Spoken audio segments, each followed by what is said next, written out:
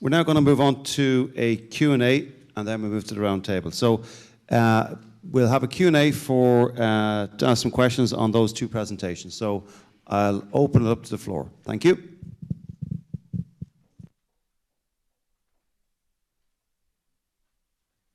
Table 6, please.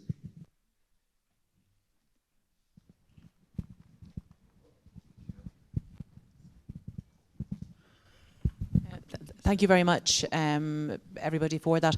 I have a load of questions I'd love to ask, but we'll keep you here all day, so I won't. Just one quick comment, and I said earlier I'm a county councillor from Dunleary Rathdown County Council, and one of the issues that came up there is the budget for fire services, and that is an example of a budget, and in the past water was quite similar, where the four local authorities combined fund it, but it seems to be run and managed through Dublin City Council, and I'm just wondering, are the figures accurate in that sense, or does that include funding and contributions from the other three councils for joint services? That's the question I have. Thank you. As far as I know, it's accurate, including sort of income from the other three to pay for it. So if you look at the other three local authorities, they won't have the same. Just there's not as much detail in the budget as as we'd like, but for today's session. Thank you. And we have a question from the table 3. To Monica, yeah, it's on its way. Thank you. Thank you. I have a question in relation to Bríd Quinn's presentation in relation to the audit committees on the council. Is the chair independently of the council, or is it a council appointment? Thank you. No, certainly in Limerick it's always been a non-councillor, and that is the case, I think, in the other audit committees as well. It's an independent, one of the independent members that takes the chair.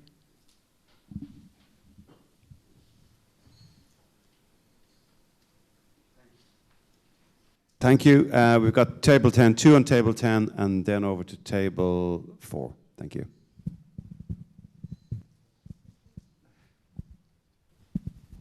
Thanks very much. I'm Janice Boylan. I'm a councillor on Dublin City Council, and this is just to both of the speakers. I'm just interested to know what your top 3 opinions on the strengths and weaknesses of local government reform would be. If you would like to elaborate on it, I don't know whether you would, but it's just, obviously we're sitting here today to come up with the rhymes and the reasons of what needs to change in local government and how we can bring those changes about in relation to a directly elected mayor as well. We're all having that conversation sitting around this table. It's been very, very animated, and it's been really interesting. So I'd just like to know what you think, if just even 1 or 2, one strength and one weakness of what local government, the current form of it is right now. Thanks. I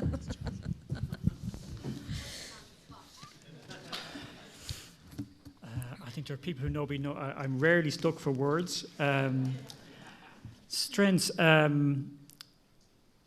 think it's actually, it generates a huge amount of public service. So I'm working with councillors, I guess, for about 25 years, and I found it an amazing experience. So I think it's actually full of very dedicated public servants, both officials and councillors. I think across the parties, I struggle to think of somebody who didn't actually put the public first.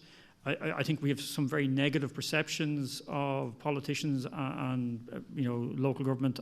My experience has been the opposite. It's people going to meetings late at night in community halls or in family resource centres at 8 and 9 o'clock over something, who actually don't get a proper wage. So I think that's one of the great strengths.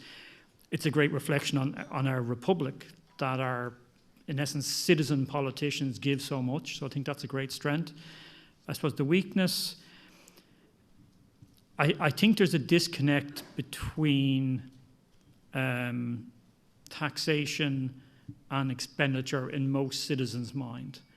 There's an element of, we know something costs X, and then we're always shocked that it costs X, but actually it's a very real price and real cost, because these are expensive services. And then, well, how is that paid for? Well, it has to be paid for locally. Well, I'm not paying it. And I think that disconnect, I don't think it's more pronounced here than in maybe other countries, but I think we've met a difficult situation has actually become more complex because we've narrowed the tax base since the 70s, and I think that's a challenge for us. And maybe, so I'm not sure, I hope you've got my very strong positive. I'm not sure it's a weakness. I think it's just, it is a problem, primarily perceptual, we'll have to address. Right. My positive would be, well, first of all, the devotion and the dedication shown by so many the elected councillors who seem to work, you know, if not 24/7, we'll say 22/7, and people think nothing of contacting them at the most unsociable hours. Plus, all the community people that are gradually getting involved in the workings of the local authorities, and that whole volunteerism on all parts, but also the adaptability that has been shown. I mean, this is 2022. Even since 2001, when there was a major local government act, the number of changes, and then changes of those changes, and changes of those changes which have happened, and each time the elected members and the administrators in the local authorities had to become familiar with those changes, adapt their practices to accommodate those changes, to meet the obligations that were coming from central government or different ways of making decisions and so on. So the adaptability and flexibility has been incredible when you're at the outside looking in. So, and I think sometimes we forget that because we're being hopefully constructively critical, but you know, it's good to focus and to recognise that adaptability and flexibility. And my negative almost comes from the same thing, the complexity. Now, I know everything about our lives has been changing and getting more complex in every aspect of our lives, home life, public life, and so on. But because of that complexity, not everybody would feel that they had the capacity or the self-belief to feel that they would be a good public representative because it has become such a complex role and so on. So I think that complexity is maybe a negative. Perhaps it needs a rethink of the way in which local authorities are staffed and laid out. And then that brings me to my next negative, which works for both the elected and the administrative streams. The lack of continuity. Sometimes reference has been made to the fact that the mayor is just there for a year and then it's somebody else, so you have all that learning experience for that person. The people who are being chaired by that person, again, have to get used to his or her style of leadership and so on that front. And I think the amount of change and lack of continuity that has happened among the staffing of our local authorities is incredible, and the way they have changed and been changed and had to change in certain ways. So there's no continuity, there's a loss of institutional history, and sometimes then the promotion system from my and this is not with a scientific background, this is personal observation or so on, but often you have people put into jobs, good task people are put into jobs that involve dealing with people, and good people person are sometimes put into jobs that are more task orientated. So in an ideal world, I think the staff would be selected for or assigned because of their particular skills and talents and so on. And I think the same for the officerships and held by elected councillors. For example, the allocation to committees. Am I allowed to vent some of my frustrations? Not really. No, but I know from audit committees, for example, that in the last round of appointments to audit committees, that there tended to be councillors who maybe had long service, which is a good thing, but some councillors who were not likely to be running the next time round, rather than maybe people who are new and so on. And the reason is there's no votes in being a member of the audit committee. Very few people know about the audit committee. The general public don't see your involvement in the audit committee. There's no votes for the audit committee. So the people that were directed towards the audit committee weren't going to be out vote catching, whereas other committees, there's competition for those committees because people want to be on the ones that are out in the public profile and getting their votes. So maybe you'll change that negative for me in the future. Thank you, Professor Dr. Quinn. We're going to move on to the last roundtable discussion. So we have back at table 10, we have, I think it's Paul, and then we have over to table 9 with Sihu. Thank you. My question was for Bríd also. 2 questions, quick questions. One is I'm just curious how long the term of the Dublin City Council CEO is, just as a general, is it 1 year, 2 years, 5 years? And the second question was in relation to your chart where you showed that local government is at the bottom and you put the president at the top. And I'm just curious in what context the president gets up there. Is it kind of pretty much symbolic? I think he can refuse legislation, but rarely if ever does that. I think he can refuse the dissolution of a government, but rarely if ever does that. So it's kind of just like, because you mentioned it's similar to Westminster, so it's kind of similar to the role of the Queen, right? They have power, but they don't really have power. No. Well, answering the second question first, our president has more ceremonial power, but has certain power within the constitution. So he or she is the first citizen of the land. So I suspect it's for that reason that they get put at the top of the diagram. Whereas, from last Sunday, we are reminded that the president in France has a much more active role in politics and so on. So it depends on the system. So that is why there. The term of office of the CEO is, as far as I know, but I'll double check it for you, 5 years, but it's open to renewal, and they have to indicate that wish to have the term renewed quite a long time before they would be due to finish their term of office. It used to be 7, and it came down to 5, I think, but I'll double check it on you. Up here off the top of my head. So I'm prepared to eat humble pie if I'm wrong. Yeah, we can ask that question, I think, Dr. Quinn, tomorrow when the chief executives are here. Yes, ask him that one. And then you can either get me a large slice of humble pie or something else. Thank you. Finally to table 9, please. My name is Chad Huang. Just based on the finance and funding part, you see, local county council taking in money and taking tax and spending money.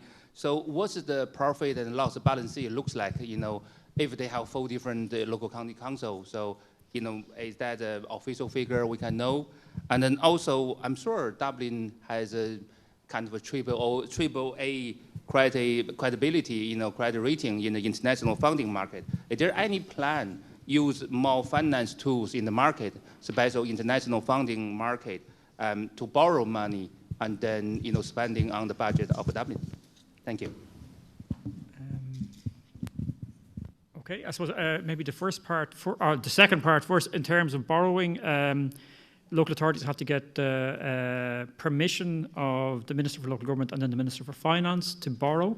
So there's very limited borrowing. We have a very low sort of borrowing rate among our local authorities. I know there are suggestions about maybe like a Dublin or a new Dublin authority might go to the bond market. There's an example used of Aberdeen, which went to the markets to borrow to fund infrastructural development, and that's been suggested. So I suppose the short answer, we have very little borrowing. It's built into the legislation that it's quite difficult.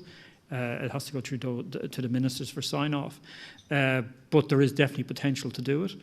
And the first part of the question was around the balance sheet, I think. Or the balance sheet as sort of a profit and loss. That's actually a very difficult one. They all, I suppose really they're not allowed to lose money. The best way to frame that, I mean, I think you can't look at it like a business where it's out to make a profit, it's out to deliver services and not lose money. So they do provide for certain contingencies. So you could argue that they're always aiming for a surplus of income over expenditure because they have to provide for contingencies. But like COVID has shown, like I suppose COVID is a really interesting example where you had a collapse in certain income streams. So commercial rates, there was rates waivers, but certain expenditure still has to be met. So extra money had to come from central government. So that idea of a profit and loss, it doesn't really translate across into the local authorities, which I'm not sure is a good enough answer. But yeah, two little things that are one thing to add to that is that if a council fails to agree a budget by a certain date, the minister can take over. So sometimes you hear of council meetings going on until 11:56. On the date in question before the final agreement is reached just before midnight. And I think there might have been a Dublin example in recent years. And then I just want, with regard to the loans and so on, about 2 years ago, Limerick City and County Council I think it was the first local authority that borrowed money from the IMF. And there were a lot of processes and agreements and negotiations that took place beforehand. But that was the first time that a local authority borrowed from the IMF. And it was for a specific project which is being developed in Limerick at the moment. Thank you very much. And Bríd did mention the word flexibility and adaptability a few moments ago. So I'm going to be flexible and adaptable. Last question, table 6.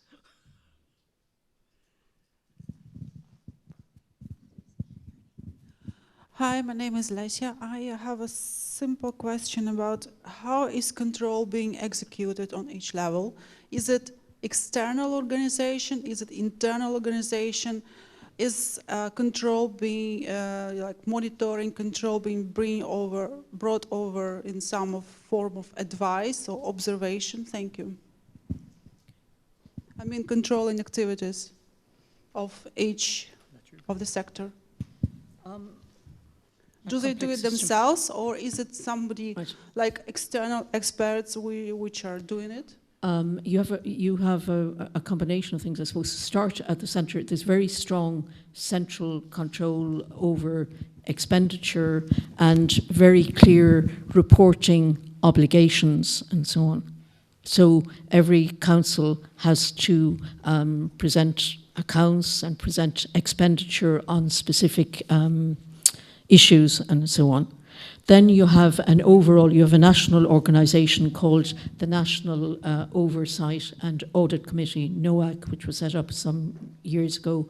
Their website, if you want to visit it, has analysis of spending in different local authorities and analysis of spending on particular topics.